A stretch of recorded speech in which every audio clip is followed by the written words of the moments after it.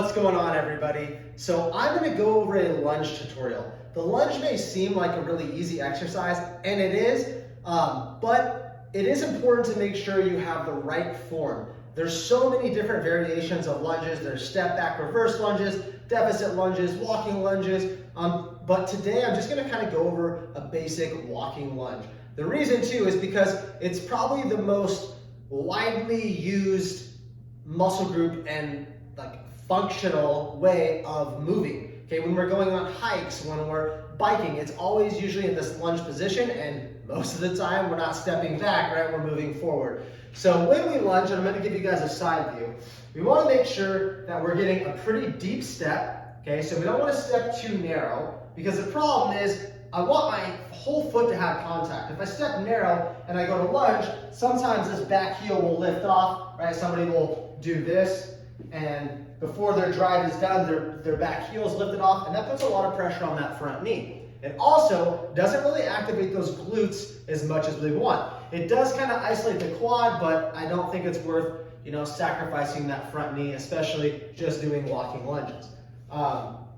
Another thing, a key, is when we lunge, we want to make sure our hips and our upper body rises one unit, okay? A lot of times when we get tired, our hips are going to be a little stronger than our core, and what we'll see, especially like back, barbell lunges or any kind of back-loaded lunges, what we'll see is a step, and then the hips kind of rise, and then the body. We get this roller coaster thing with our back and our hips. That puts a lot of undue pressure on our lower spine and our erectors, and it doesn't really utilize those glutes how we want. We want to stay strong as one unit. So as we're lunging, we take one big deep step, coming like this, and we're rising in our hips extension.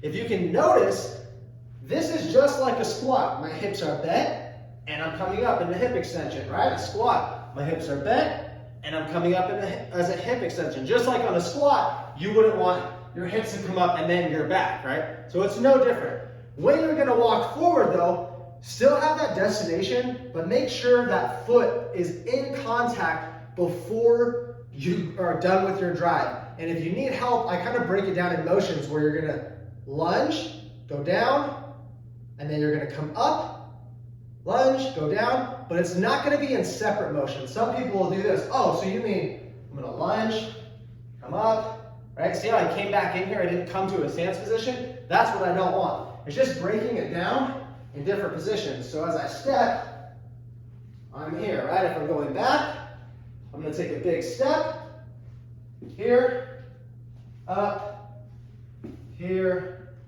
and up. If you guys have any questions about the lunge, please message me.